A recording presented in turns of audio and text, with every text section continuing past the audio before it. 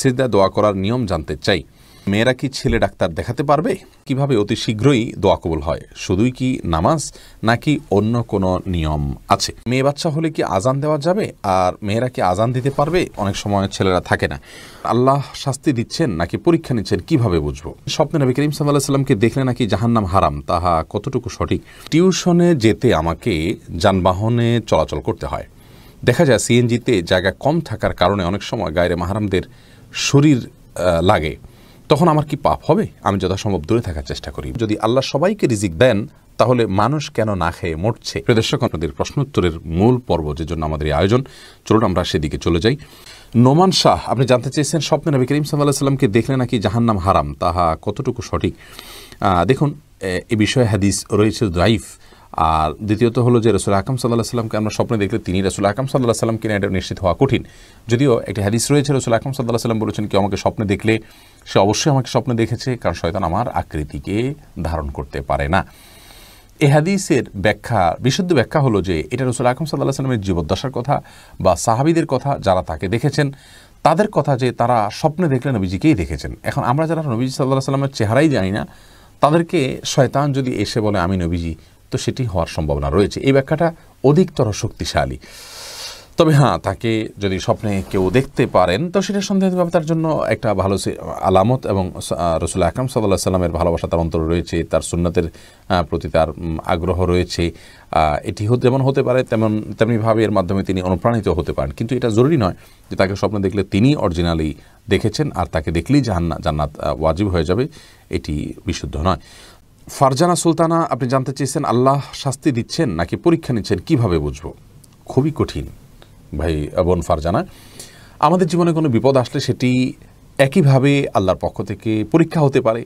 আল্লাহ আমাদেরকে পরীক্ষা করছেন, এমনটি হতে পারে আমরা কি করি, আমরা সবর করতে পারি কিনা। আবার একই সঙ্গে আমাদের কোনো কৃতকর্মের জন্য শাস্তি আল্লাহ তাআলা দিচ্ছেন, দুনাল আযাবিল আকবার, বড় শাস্তির আগে ছোট শাস্তি দিয়ে আল্লাহ আমাদেরকে সতর্ক করতে চাইছেন, এমনটিও হতে পারে। তো কোন দৃষ্টিকোণ থেকে কোন বিপদটি এসছে, কোন সমস্যাটি এসছে, সেটি কিন্তু আমাদের কারোরই বলার কোনো সুযোগ নেই, যেহেতু নবী নেই, ওহীর দুয়ার নেই, আল্লাহর এই বিষয়টিকে জানার কোনো উপায় নেই। আমরা স্বাভাবিকভাবে এটিকে দুইটারই সম্ভাবনা রয়েছে, সেই জায়গা থেকে বিপদে পড়লে আমরা ইস্তেগফার করব এবং ধৈর্যের পরীক্ষায় উত্তীর্ণ হওয়ার জন্য প্রয়াস চালাবো। আরুফা প্রেমা, আপনি জানতে চেয়েছেন কিভাবে অতি শীঘ্রই দোয়া কবুল হয়? শুধুই কি নামাজ নাকি অন্য কোনো নিয়ম আছে? দেখুন, দোয়া কবুলের জন্য সবচেয়ে বড় বিষয় হলো তাড়াহুড়ো করা যাবে না। আপনি কিন্তু প্রশ্নই করেছেন যে শীঘ্রই দোয়া কবুল হয়। শীঘ্রই বা কুইক দোয়া কবুলের কোনো ভার্সন নেই যে এটা আপনার স্পেশাল সার্ভিস, আপনার এখানে কুইক সার্ভিস আছে, এরকম না। বরং দোয়া স্বাভাবিক গতিতে কবুল হবে। আপনি যে বিষয়টাকে খুব দ্রুত চাচ্ছেন, আপনি কি জানেন যে সে বিষয়টা আপনার জন্য কল্যাণকর কিনা? আপনি নিশ্চিত না, আমরা কেউ নিশ্চিত নই। আমরা মনে করি যে এই জিনিসটা আমার এখনই পাওয়া দরকার, পেলেই আমার ভালো হবে, অথচ হতে পারে সেটি পেলে আমার অকল্যাণ হবে। এজন্য তাড়াহুড়ো না করে আল্লাহর রহমানের কাছে দোয়া করা উচিত। স্বাভাবিকভাবে দোয়া কবুলের যে শর্তগুলো আছে, হালাল বক্ষণ, আল্লাহর প্রতি কায় মনোবাক্যে দোয়া করা, আন্তরিকতার সাথে দোয়া করা, বিনয়ের সাথে দোয়া করা, কেঁদে কেঁদে দোয়া করা, নবীর প্রতি দুরূদ পাঠ করা দোয়ার মধ্যে, এই সব শর্তগুলো পূরণ করে আপনি দোয়া করবেন, ইনশাআল্লাহ আল্লাহ তাআলা দোয়া বিফলে দিবেন না। আর কোনো জিনিস আপনার আশু প্রয়োজন হয়, আপনি সেটাকে আল্লাহর কাছে বিশেষভাবে পেশ করতে পারেন। আল্লাহ জিনিসটা আমার এই মুহূর্তে হলে আমার জন্য কল্যাণকর বলে আমি মনে করছি, আপনি এটা দান করেন। আয়াত ইসলাম, আপনি জানতে চেয়েছেন আচ্ছা, মেয়ে বাচ্চা হলে কি আজান দেওয়া যাবে? আর মেয়েরা কি আজান দিতে পারবে? অনেক সময় ছেলেরা থাকে না। মেয়ে বাচ্চা হলেও আজান দিবেন। আর আজান দেওয়া সম্পর্কিত হাদিসগুলো আসলে খুব বেশি যে শক্তিশালী তা নয়, বরং বিন বাজ রাহিমাহুল্লাহ আজান বাচ্চার নবজাতকের ভূমিষ্ঠ হওয়ার পর তার কানে আজানের বিষয়ে হাদিসগুলোকে অ্যানালাইসিস করে বলেছেন, বেশিরভাগ হাদিস জয়ীফ, কিন্তু অনেকগুলো হাদিস বর্ণিত হয়েছে এটা করা যেতে পারে। ফজিলতের মতো বিষয়, হাদিসের জফের যে মাত্রা, তাতে এটা করা যেতে পারে। খুব বেশি গুরুত্বপূর্ণ না হলে এটা করা যেতে পারে। তবে মেয়েরা নাও, ছেলেরাই আজান দিবেন এবং মেয়ের বাচ্চা হলেও আজান দিবেন। পৃথক করা হয়নি হাদিসের ছেলে মেয়ে আলাদা করে। খাদিজা নিজুম, আপনি জানতে চেয়েছেন মেয়েরা কি ছেলে ডাক্তার দেখাতে পারবে? মেয়েরা ছেলে ডাক্তার দেখাতে পারবেন যদি মেয়েদের জন্য কোনো মেয়ে ডাক্তারের অ্যারেঞ্জ না থাকে, তাহলে সেক্ষেত্রে ছেলে ডাক্তার তিনি দেখাতে পারবেন। এবং দেখানোর ক্ষেত্রে যতটুকু তার ডাক্তারকে দেখানোর প্রয়োজনে পর্দা বিধান লঙ্ঘন করতে হয়, যতটুকু করতে হয়, ফর এক্সাম্পল তার হাতে কোথাও ঘা পাচড়া হয়েছে, তাহলে শুধু হাতটা দেখালেই চলছে, তিনি মুখাবয়ব তার সামনে উন্মুক্ত করবেন না। অথবা শরীরের যে কোনো অংশ যেখানে যে অংশটা তাকে না দেখালেই নয়, শুধুমাত্র সেই অংশটা উন্মুক্ত করবেন এক। আর দ্বিতীয়ত হলো ডক্টরের চেম্বারে যখন যাবেন তখন ডক্টর এবং ওই ভদ্রমহিলা যিনি রোগিণী হয়ে গিয়েছেন তারা দুজন ছাড়া অন্য কোনো ব্যক্তির সাথে থাকতে হবে। আজকাল অবশ্য নার্স থাকেন, তা না থাকলে আপনার সাথে কেউ না কেউ থাকতে হবে, কারণ লা ইয়াখলুয়ান রাজুলুন বিমরাআতিন হাদিসে আসছে একজন নারী একজন পুরুষ নির্জনে একাকী কোনো কক্ষে অবস্থান করবে না। এটি গুনাহের কাজ, কারণ একাকী নির্জনে কোথাও অবস্থান করলে শয়তান তাদের মনের মধ্যে বাজে চিন্তার উদ্রেক ঘটিয়ে থাকে। রিফাত অ্যাক্টিভিটি এই আইডি থেকে আপনি জানতে চেয়েছেন, যদি আল্লাহ সবাইকে রিজিক দেন তাহলে মানুষ কেন না খেয়ে মরছে? দেখুন ভাই, আল্লাহ রাব্বুল আলামিনের রিজিকের মিনিং বুঝতে আমরা হয়তো ভুল করে ফেলেছি। আল্লাহ রাব্বুল আলামিন প্রত্যেকটা ব্যক্তিকে রিজিক দেন, আর এই রিজিকটা ততদিন পর্যন্ত দেন যতদিন পর্যন্ত তার হায়াত আছে। আপনি অবশ্য না খেয়ে মরা বলতে আপনি হয়তো মনে করতে পারেন যে কষ্ট করছে, না খেয়ে থাকছে। আল্লাহ সবার জন্য তো সমান হারে রিজিক বরাদ্দ রাখেন নাই। কাউকে হয়তো রিজিক কম দিচ্ছেন, কাউকে হয়তো রিজিক বেশি দিচ্ছেন, কাউকে আল্লাহ রাব্বুল আলামিন সুখে রাখছেন, কাউকে আল্লাহ তাআলা দুঃখে রাখছেন, কিন্তু রিজিক সে ভোগ করছে। সে যে শ্বাস প্রশ্বাস নিচ্ছে এটাও তো একটা রিজিক আল্লাহর পক্ষ থেকে। সে পৃথিবীতে বেঁচে থাকছে, সেটাও একটা রিজিক। হ্যাঁ, আপনি বলতে পারেন যে তার উপার্জন কম, সেক্ষেত্রে আল্লাহ তাআলা দায়িত্ব নিলে উপার্জন কম কেন?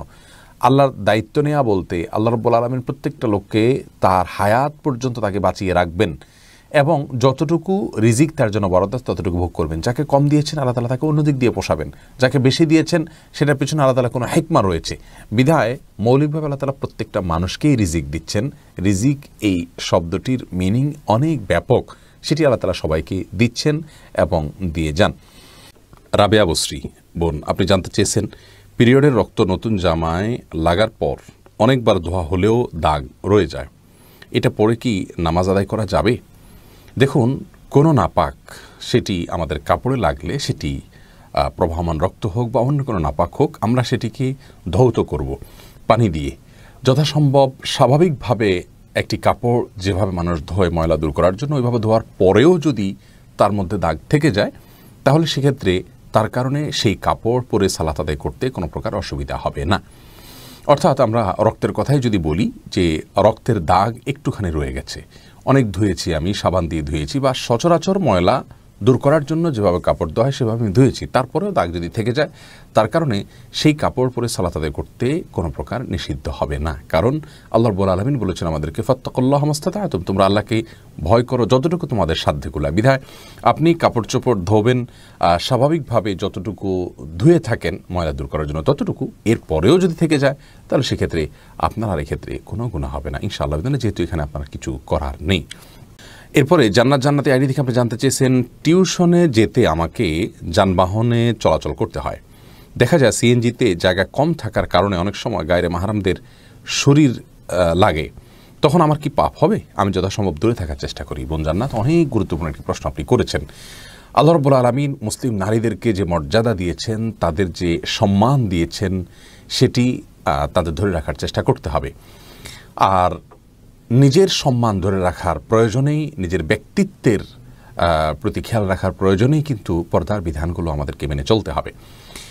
যেহেতু নারী এবং পুরুষকে আল্লাহ রাব্বুল আলামিন একে অন্যের প্রতি আকৃষ্ট করে সৃষ্টি করেছেন স্বয়ংক্রিয়ভাবে বা স্বাভাবিকভাবে, তারা বাই ডিফল্ট একে অন্যের প্রতি আকৃষ্ট হয়, সেই জন্য আল্লাহ রাব্বুল আলামিন দূরত্ব বজায় রাখতে বলেছেন, যাতে করে আমাদের সমাজ অস্থিতিশীল না হয় এবং অসুস্থ না হয় এবং ব্যভিচার এবং অনাচারের পরিমাণ সমাজে যাতে কমে যায় বা না হয়।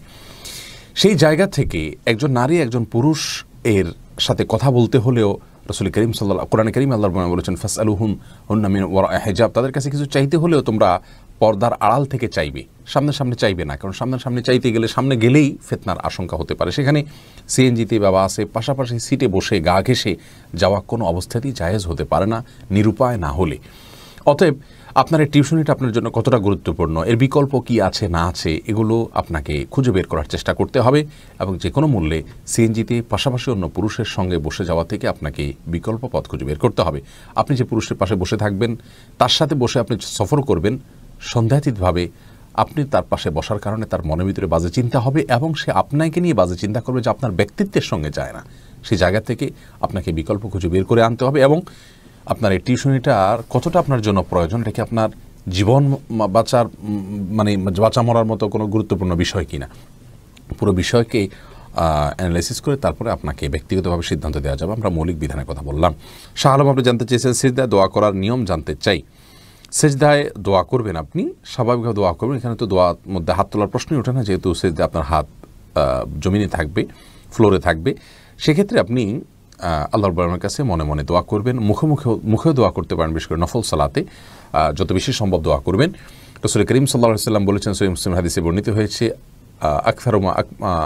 আকরাবু মা ইয়াকুনু আবদু মিন রাব্বিহি ওয়া হুয়া সাজিদ। বান্দা আল্লাহ তাআলার সবচেয়ে নিকটে যেতে পারে সিজদা অবস্থায়, যার কারণে ফাকসিরু ফীহি মিনাদ দুআ, তোমরা সিজদা যখন থাকবে আল্লাহর কাছে বেশি বেশি করে দোয়া করবে, বেশি করে চাইবে।